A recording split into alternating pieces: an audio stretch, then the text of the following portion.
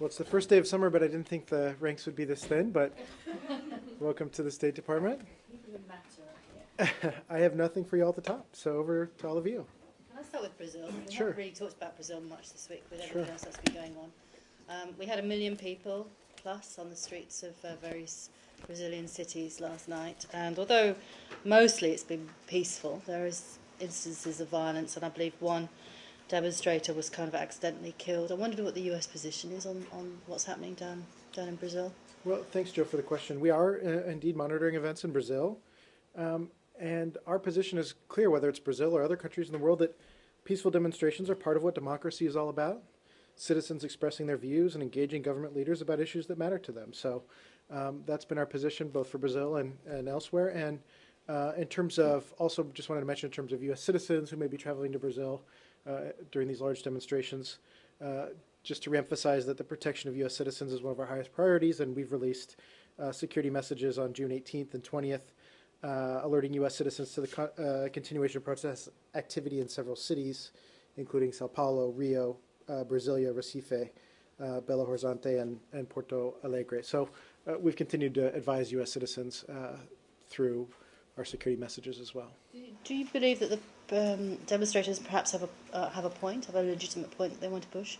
That the rising prices and social infrastructure and deterioration of public services. I don't think we're in a position to judge on the merits one way or another. These are Brazilian citizens expressing their views to their government, and we've said that peaceful protest is certainly something that's a fundamental part of democracy, but I don't think we're going to judge on the merits of the issues that they're raising with their government one way or another. I think that's for the Brazilian people to raise the issues of concern to them. Thank you. Sure. On the talks with the Taliban, can you update us on where Ambassador Dobbins is, what his plans are? Thanks for the question, Jill. Ambassador Dobbins is en route to Doha, where he will join the Secretary and meet with Qatari officials. I don't have any other meetings to announce at this time for Ambassador Dobbins, but he is en route. This is commercial travel separately from the Secretary's plane, but he'll arrive in Doha as well and join the Secretary's party. So there's no indication at this point, any plan to actually sit down with the Taliban? Again, I don't have a specific meeting to announce. He's going to join the Secretary's bilateral meeting with the Qatari officials, and that's part of our bilateral agenda reconciliation as well. But in terms of direct meetings with the Taliban, I don't have anything to announce at this time. We said that this is something potentially in the next few days. One other thing, and there had been some incorrect reporting on this, just to say again from this podium that it's not the Secretary who will be meeting with the Taliban. That would be at Ambassador Dobbins' level or on his team. So there'd been some confusion about that in the press. The Secretary is going to meet with his counterparts and have a bilateral visit, as well as the London 11 Syria meeting. And what is the latest from President Karzai? Are they going to be joining talks? Are they willing to have talks? Have you been speaking with them? I'm not sure if I've seen a statement overnight from the Afghan government, but we've been clear all along. Our position has been that we want to get Afghans talking to Afghans. That's what the point of this reconciliation is, and what we're working toward. We separately have some issues to discuss with the Taliban, principally among them Sergeant Bergdahl, and our hearts go out to his family. We continue to think that he needs to come home as soon as possible. Also, them breaking ties with terrorism, because obviously, you know, where this goes back to and the attacks on our country and where our interest in all of this started. But in terms of reconciliation and Afghans talking to Afghans, that's really what the point of this political office is in Doha, and we want to get that on track. You know that the President, President Obama and President Karzai committed to the process of working toward reconciliation when back in January. So that's something that both of our countries think is important, but I haven't seen any announcements one way or another overnight. Do you have any indication where Sergeant Bergdahl is actually being held at the moment? You know, I don't have any information one way or another on his whereabouts, but just to reaffirm that we've been clear about this going back quite some time, that we're doing everything in our militarily, diplomatically, with our intelligence community to bring him home. So certainly his safety and well-being is a priority for the United States government, and we'll continue to work toward that. One channel of potential activity is the diplomatic channel and discussing this directly with the Taliban. Other subject? Go ahead. These OIG investigations, diplomatic security, et cetera. Yeah. Next week, Tuesday, Congressman Royce has asked for documents to be handed over, and also I think for the secretary to speak with him. Obviously, that is not going to happen because he'll be out of the country. But is the State Department going to turn over what they want on these OIG? I believe it's the 8 investigations or from that memo. Yeah, these are some And- cases that Jen has talked about previously, and of course we're aware of the congressman's letter. I don't have an update on the document piece of it. I know we did provide some briefings on the Hill to staff earlier this week, and the secretary, as you know, a former member of Congress, is very committed to continuing to cooperate with Congress. I just don't have an update on the particular document requests or how we've processed those. But just to remind people that part of this goes back to also OIG documents, and those were the ones that were improperly shared with the public. So part of this also has to do with OIG's property. And so I think there's an element of this that I have to refer to the OIG's office. But let me go back and check with our folks and see if there's an update to the specific requests within Congressman Royce's request. I think some of it had to do with the handling of the cases, which is under review, indeed, by outside law enforcement experts. And then also, I think there was a request in there for the secretary himself, or I presume some other official from the State Department, to appear to talk to them. Do you know the status Again, I don't of have that the as letter well? in front of me, so I can't remember the contents of the request for briefing. We did brief at the staff level, and I'm sure we'd look at any future briefings as necessary to keep Congress updated. They have certainly an oversight role and an interest in this, and you know that we firmly support the OIG having these outside law enforcement folks do their review and look at these cases and look at our processes. So we'll continue to be transparent and collaborate with the Congress as they look at this, but that's our position. I'll check in for any more information about the specific asks in that letter. Patrick, on Syria. Samir, sure. A spokesman for the Free Syrian Army, the military opposition, said that they received some modern weapons. Is any of these weapons from the U.S.? Well, again, we've talked about, and you heard last week as the White House discussed how the president's red line has been crossed and that we're going to be ramping up our support to the opposition. I'm not in a position to get into the details of some of that, but suffice it to say we'll continue our support for the opposition. I'm just not going to be able to confirm the details on that one way or another. I did want to take this opportunity while we're talking about Syria just to say that, call out in particular our deep concern by the Assad regime's ongoing sieges of the Damascus neighborhoods of, and you'll have to help me a little bit with this, with the proper pronunciation, Samir, but Al-Kabun and Al-Barzeh, Barzani. which are two neighborhoods in Damascus, where regime forces with the support of Hezbollah have now repeatedly cut off access to food and medical supplies to 40,000 residents trapped inside. So we're concerned by the implications that a major impending regime offensive may have in these areas, where we expect many residents to try to flee in advance of the possible regime and allied malicious attacks. So we're deeply concerned about the welfare of these citizens. And on Tuesday, a minister in the Lebanese government, he declared that the Syrian government forces, they were forcing Sunni Syrians to flee to Lebanon in a campaign. You know, it's not like ordinary refugees like fleeing. It was an orchestrated campaign. Did you see that? Well, you know, we have seen that, and we're deeply concerned, and we've long expressed our deep concerns over the regime and allied militias' efforts to drive sectarian tensions through atrocities. We've seen that in their massacres of Sunnis in the coastal villages of Bayada and Banias, where hundreds of people were killed. So sectarian tensions are something we've been deeply concerned about, and we share those concerns. So we call on all Syrians to resist the temptation of sectarian retributions and further sectarian violence. Next Tuesday, there's going to be a meeting with Under-Secretary Sherman and Brahimi and the Russian counterparts in Geneva. What are your hopes for what's actually going to be achieved?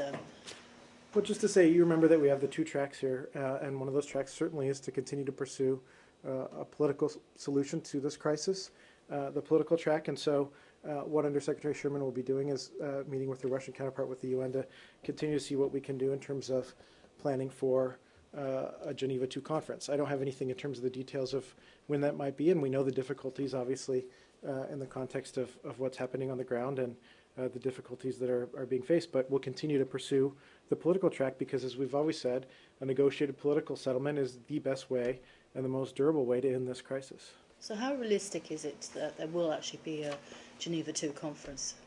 Well, again, we're going to continue to work toward a negotiated political settlement. We still think it's significant that both we and the Russians and many others in the international community are committed to implementing the Geneva Communique, and that ultimately having this transfer of full executive authority is going to be the best way to safety and security and potentially democracy for the Syrian people as well. So we'll continue to pursue that, and it's a priority of ours.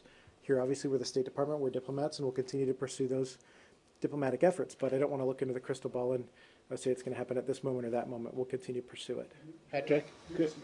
Go ahead, Samir. Do you expect that they will reach an agreement on a fixed date for the conference in Geneva? You know, I don't want to look in the crystal ball and predict one way or another, but we'll continue to work intensively with our Russian counterparts and with the UN.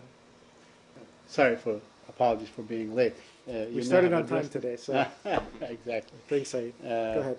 Anyway, I wanted to ask you about a congressional study. A congressional study found that even if Assad is removed, the conflict will go on for years to come. Do you have any comment on that? I haven't seen the particular study. I mean, one of our long concerns is that there are no easy solutions. It's very difficult. We've expressed our concern about the collapse of institutions, the need for existing institutions to still have a role going forward. But obviously, the regime has lost its legitimacy in terms of the slaughter of its own people. And so while you may at a technical level have the ability for certain ministries to continue to function or continue to provide stability and services to people, whether it's electricity or otherwise, at the same time, certainly the top of the regime has lost its legitimacy. So I haven't seen the particular report, but those are things we've had concerns about. Okay, and you may have addressed this, but you know the claims by the opposition about receiving anti-armored missiles and anti-aircraft missiles and so on, which, you know, probably sort of neutralizes their need for American-supplied weapons. Would that be perceived from that angle? Would what be? I guess I'm not sure what the point of your question is. Because, you know, a week ago when the president announced last Thursday that they are going to arm the opposition, it was because of the urgency that the opposition was lacking of arms and has suffered a few setbacks. But today, the statements coming out of there, it seems that they are really flush with weapons. They are awash with weapons and so on. So would Well, that... Samir asked a version of this question earlier, and I said I wouldn't be getting into the details, but we've been clear that the president's calculation has changed and that we'll be continuing to look at various options as we go forward. Okay, and lastly on this issue, on the issue of armament, Yeah. the French apparently are arming the opposition in Jordan. Are the Americans taking any part in training or arming the opposition and using... I don't the have any use of- information for you one way or another, but part of what we do through the London 11 process is to continue to coordinate with our allies and partners so that our assistance is effectively reaching the opposition. Okay, and on the Geneva process, what do you expect out of the meeting on the 25th, on Monday? And we did just sort of I'm answer sorry, that question as well. I mean, I can't Apologies. I can't predict what's going to come out of a meeting, but we're going to continue our intensive discussions with the Russians, with the UN, and with others as we pursue also the political track and a negotiated political settlement. Do you expect that like a timetable will come out of the meeting? Again, I can't sort of lay out an expectation for a meeting that hasn't happened in that way. Jill, go ahead. Do you have any details of this unfortunate case of the DEA agent who was killed in Bogota? I do, a very sad case. Hold on one second here. What I can tell you is that shortly before midnight, a DEA agent assigned to Colombia was murdered in what appears to have been an attempted robbery after watching the NBA Finals with embassy colleagues at a local restaurant. U.S. Embassy security officials are working closely with Colombian authorities to investigate the crime and bring those responsible for the heinous murder to justice. We sincerely appreciate the quick response and excellent collaboration of the Colombian authorities to facilitate a full investigation of this matter. And this is really a profound tragedy for our embassy community and indeed for our government. Our thoughts and prayers are with the family of our fallen colleague. And so, unfortunately, though, due to the ongoing investigation, there's no more details that I can provide at this point. But basically a criminal action. Right, it appears this was a robbery or criminal activity, not based on who he was. I think you just answered. I'm not sure that we've finished next of kin notification or that I'm able to share that, but I would refer you to the DEA who would be, even though of course he's a member of the embassy community, it would be DEA that would finally release a name, not here from the State Department. Next about North Korea. Sure, tell me your name. Elliot, And your outlet, please. Tokyo Broadcasting System. Okay, thanks, Elliot. The UN envoy, the North Korea's envoy to the UN held a press conference today basically calling for the dissolution of the UN command in South Korea and also an end to U.S. sanctions. What's the administration's response to that? I hadn't seen that press conference one way or another, so I'm just not familiar with it. Okay. Do you think you can get us a response? I mean, I'd be happy to look into it, but, you know, the UN command is something that's been there for many years indeed and will continue to be. And what was the second part of? An end to U.S. sanctions. And again, our sanctions will continue. But again, I haven't seen the full context of it. He also made allegations that it was, in fact, U.S. hostility, which could lead to war at any time now. And I wondered if you could react to that, because it's a fairly... Again, I haven't seen the full context. Those are things that we've heard the regime say before. I'm not sure that I'm aware of the DPRK giving frequent press conferences at the UN, but these it's a rare one. Yeah, these are the types of things that the regime has said in the past, certainly. Can we go to South Asia? Sure. A senior administration official today said that Secretary Kerry is likely to discuss Pakistan-India relations during his trip to New Delhi. Can you elaborate what kind of discussions those would be? Well, again, just to remind that as part of the Secretary's visit to India, this is really about our strategic dialogue with India, so it'll be the full breadth of issues, economic, education. Really, it's a deep and intensive 2 days of meetings, so I don't really have more detail to provide on sort of the regional issues. Those do come up in these settings when you're talking about the broad strategic issues, but it's really a fulsome bilateral dialogue that we're going to have with India. And the Secretary looked forward to it. A number of other senior officials will be attending, and I know we put out some information from our senior traveling officials about that visit. But you have the opportunity to say U.S. obviously has a high stakes interest in a peace process between U.S., Pakistan and India. Again, we always encourage a better relationship between the two, whether it's economic or otherwise, and so that's something that we do talk to both sides about. And yesterday, the U.S. reiterated its commitment to welfare of refugees. Pakistan. Oh yeah, this was something that you had asked about, Afghan refugees inside of Pakistan. Just to emphasize that the U.S. is the leading international donor for humanitarian assistance to victims of the Afghan conflict, including those who've gone over into Pakistan.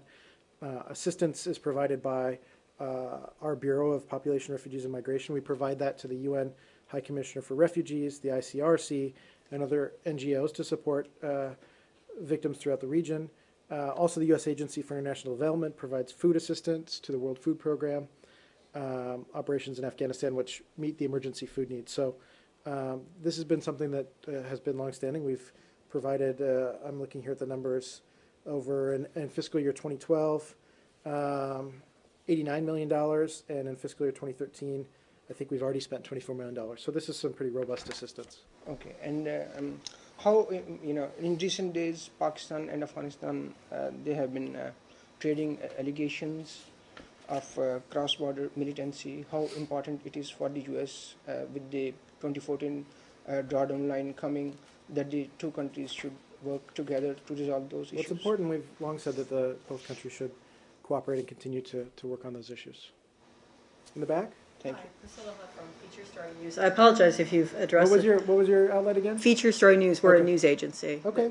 Go ahead. And I apologize if you've addressed this before, but the State Department was reportedly going to name somebody to handle the transfer of cleared detainees out of Guantanamo. Yep. And now the Taliban is saying, we'll trade you a U.S. soldier for some people out of Guantanamo. What is the plan, or what's the response? Jen talked about this at the briefing a little bit yesterday, and we've said that that's something that the Taliban is likely to raise, but we haven't entered into that discussion at this point. Okay, go ahead. Have you had a chance to review the under what circumstances the new prime minister resigned, or have you spoken to anyone at the Palestinian Authority about this? Well, we're following the situation closely, but of course defer to the Palestinian leadership to comment publicly. Right. We have a long-standing commitment to support Palestinian institution building. And whatever it happens, it's important that the Palestinian Authority government remain committed to that effort of institution building. So I don't have any further information to share, really refer you to that. Okay, but did you have plans to meet with Mr. Hamdullah, the new prime minister, who apparently was only there for 2 weeks or anything like I'm not that? sure if he was going to be on the bilateral agenda, but that when we talk about the peace process, President Abbas is our interlocutor, and so it's not going to have an impact on the Secretary's discussions with. He seems to have resigned under circumstances where there was fear on his part that there is a duplication of authority and so on. Do you support that it should actually be paramedical and she should be at the top and conducting the business of institution building and so on, rather than his deputies who apparently were placed there by the president of the Palestinian Authority to basically undermine her? I mean, excuse me, Said, really refer you to the Palestinian leadership for more details. Go ahead. Just one on Syria and chemical weapons. There was a piece in the Washington Post today about the difficulty of convincing some other countries that actually the proof, the alleged proof that the United States has that they were used, that it's a problem right now. The Russians have said, or at least some in the Russian government have said, that they are not convinced that that information and data, that those data are really correct. When, as I remember, the State Department, like a week ago, said that the U.S. had handed over to the Russians actual data. That is correct? I mean, did they actually get these reports enough? Jill, we've shared that information with the Russians, with the UN.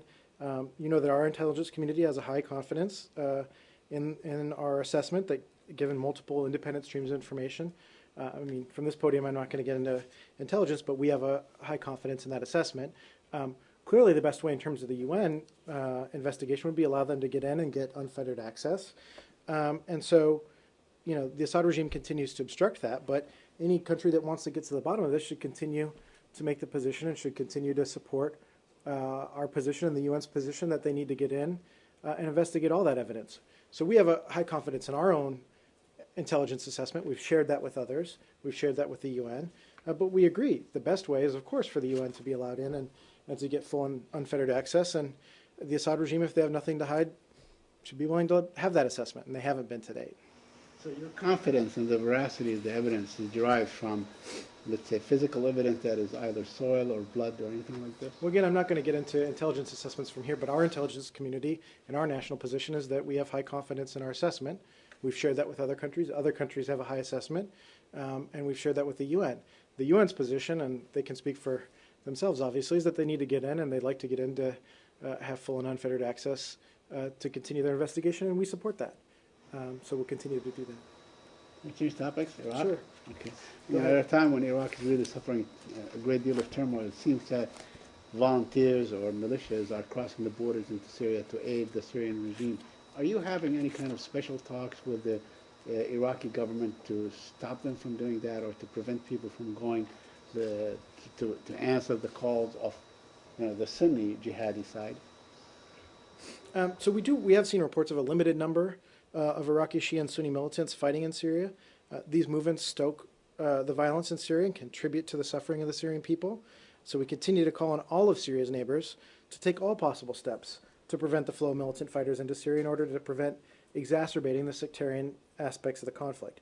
And so I would also note that the Iraqi foreign minister himself has made a statement going back, I believe this is a week or so ago, June 11th, discouraging Iraqis from joining the fight in Syria. So it's something we've discussed with the Iraqis in the past, and they've made public statements about. Okay. Anything else? Go ahead. Yeah, pardon me if the subject has already been discussed. U.S. Special Envoy, is he traveling with the Secretary Kerry? This came up at the beginning of the briefing, and I said he's not traveling on the Secretary's plane, but he's en route to Doha as well, where he'll join some of the Secretary's meetings. One more? Yep. But it was a fairly regular statement that the State Department would make. Is there any special concern that this is unusual or, you know, out of line, especially with Brazil hosting the World Cup coming up and state visit? I mean, I don't think I'd characterize it further. Brazil is an important partner of ours who we closely collaborate with, a strong democracy in the region. But, you know, as in all democracies, peaceful protest and expressing people's views is part of the democratic process. Jill? Snowden and the NSA. Is there an update on extradition, possibly from Hong Kong? I don't have an update. Nothing. No. There's this report that he might actually escape to Iceland. Do we have an extradition treaty with Iceland? I'm not aware that in case we. you should make it there. I'm not aware that we do, but you know, anything to that effect, we're referring to the government of Iceland about any issue related to whether they've had talks or possible extradition. But I'd have to look and check and see if we have an On that, extradition just to treaty. make sure. I don't think we do, but I'll double check. He has not been charged in any way to warrant extradition, has he? Refer to the Department of Justice. That's really Department of Justice affair. Thank you.